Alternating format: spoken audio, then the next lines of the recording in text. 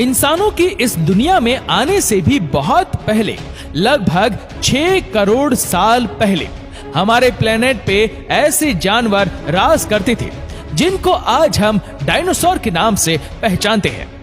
इन dinosaur ने हमारी दुनिया पर 100 या 1000 सालों तक ही नहीं बल्कि पूरे 18 करोड़ सालों तक इस दुनिया पर राज करते रहे। डायनासोर की तादाद इतनी ज्यादा थी कि अभी तक रिसर्चर्स को 900 से भी ज्यादा ऐसे फॉसिल्स मिल चुके हैं जिनका ताल्लुक अलग अलग डायनासोर की किस्मों से जोड़ा जाता है। एक एस्टिमेट के मुताबिक जब जुरासिक पीरियड अपने पीक पर था तो अर्थ पर 400 बिलियन से भी ज्यादा डायनासोर हुआ करते थे, यानी 40,000 करोड़ से भी ज्यादा।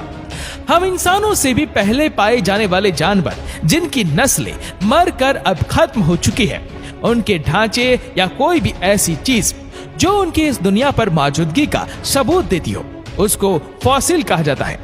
सबसे पहले डायनासोर फॉसिल नॉर्वे के समंदर में ऑयल के लिए की जाने वाली ड्रिलिंग के दौरान मिला था।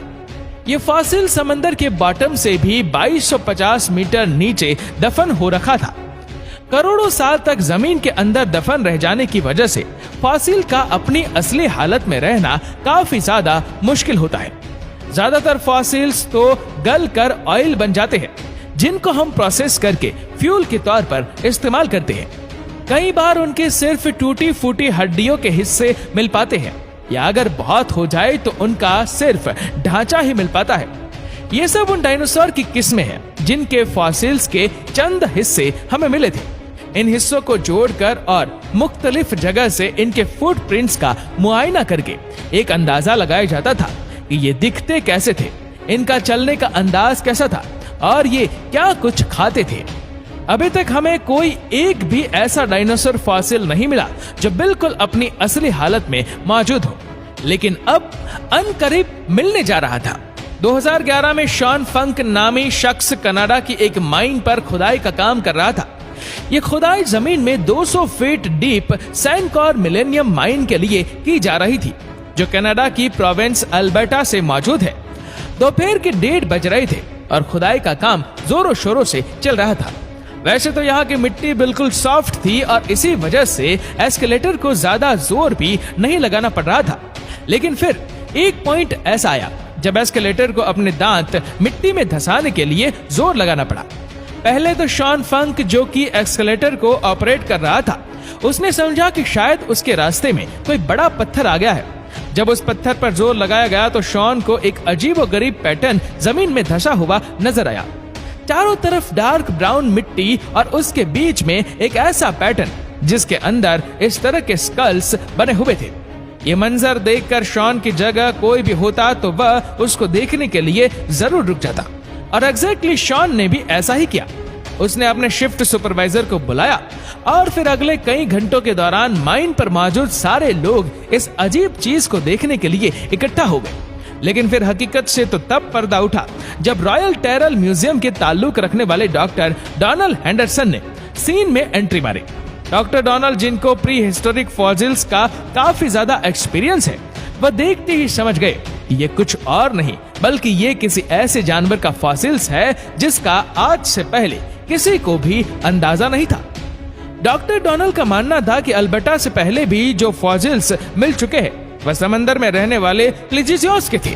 इसी वजह से उनका ख्याल था कि ये फॉसिल्स भी किसी प्लीजियोस का भी होगा, लेकिन उनको इस बात का बिल्कुल भी अंदाजा नहीं था कि जो चीज इनके सामने मिट्टी में धंसी हुई है वह इनकी जिंदगी बदलने जा रही है।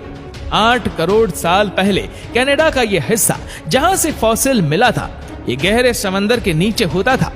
जो प्लीजियोस इस समंदर में रहते थे वो मरने के बाद जमीन के अंदर धंस गए और इसी वजह से इस एरिया से ज्यादातर फॉसिल्स प्लीजियोस के ही मिलते हैं। लेकिन मिलने वाला ये फॉसिल्स भी प्लीजियोस का ही था या किसी और जानवर का, और सबसे बढ़कर ये कि आखिर वह दिखता कैसा था। ये सिर्फ जानने के लिए जरूरी था कि पहले इसको सही सलामत जमीन से बाहर निकाला जाए, और ये काम इतना आसान नहीं था। एस्केलेशन के गुरु बुलवाए गए और बड़ी एहतियात से फॉसिल को जमीन से बाहर निकालने का काम शुरू कर दिया गया। फॉसिल के साइडों और ऊपर से मिट्टी हटा दी गई और अब बारी थी इसको जमीन से अलग करने की। नॉर्मली ऐसे काम के लिए इलेक्ट्रिक जैक हैमर इस्तेमाल किया जाता है, क्योंकि इससे फॉसिल को नुकसान पहुंचने का खतरा था। इसी वजह से एक्सपर्ट्स ने हाइड्रोवैकिंग टेक्नोलॉजी का इस्तेमाल करने का फैसला किया। हाइड्रोवैकिंग ऐसी टेक्नोलॉजी होती है जिसमें पानी की हाई प्रेशर गन से किसी भी चीज को काटा जाता है और साथ साथ इंडस्ट्रियल ग्रेड वैक्यूम से मिट्टी और पानी को शक कर लिया जाता है। हाइड्रोवैकिंग के जरिए काम बड़ी महारत और काफी तेजी से कर लिया गया। अब ये जायंट पत्थर जिसके अंदर फॉसिल मौजूद था वह जमीन से अलग हो चुका था और अब बारी थी इसको उठाकर ट्रक में लोड करने की। एक्सपर्ट्स का ख्याल था कि इसको क्रेन की मदद से उठाकर ट्रक में आसानी से लोड कर दिया जाएगा, लेकिन कहीं ना कहीं सबके दिल में यह डर जरूर था कि लिफ्टिंग के दौरान कहीं कुछ एबनॉर्मल ना हो जाए, और बिल्कुल वही हुआ जिसका डर था। जी हाँ, जैसे ही क्रेन ने फॉसिल को ऊपर उठाने के लिए जोर लगाया तो एक ही झटके में 2 हिस्सों में बंट गया। ये देखते ही साइट पर मौजूद तमाम लोग बड़ी मुश्किल में फंस गए। जहां एक्सपर्ट्स को अपनी मेहनत जाया होने का दुख था, वहीं रॉयल टेरर म्यूजियम की टीम को फॉसिल के टूट जाने का गम खाया हुआ था। फॉसिल दिखने में तो पत्थर जैसा लग रहा था, लेकिन उसका सेंटर काफी ज्यादा नाजुक था जो क्रेन के प्रेशर को बर्दाश्त ना कर सका। लेकिन ऐसा नहीं था कि सारी उम्मीदें खत्म हो गई हो। बेशक फॉसिल टूट चुका था, लेकिन ये अभी भी कंप्लीट था। इसके अंदर क्या कुछ छुपा है ये जानना अभी बाकी था। फॉसिल के तमाम हिस्सों को अच्छी तरह पैक करके रॉयल टेरर म्यूजियम पहुंचा दिया गया था, जहां अब एक और दिलचस्प हकीकत से पर्दा उठने का वक्त आ पहुंचा था। इस पॉइंट पर किसी को भी फॉसिल की असल हकीकत मालूम नहीं थी। करोड़ों साल जमीन के अंदर दफन रह जाने की वजह से फॉसिल को इसके गिर्द जमे हुए पत्थरों से अलग करना एक ऐसा काम था जिसमें सालों की मेहनत रिक्वायर्ड थी, लेकिन ये काम हर सूरत करना जरूरी था। पूरे 5 साल और 7000 घंटों की मेहनत करके फॉसिल को जब पत्थरों से आजाद करवा लिया गया तो जो कुछ देखने को मिला वो पिछले कम से कम 8 करोड़ सालों से किसी ने भी नहीं देखा था।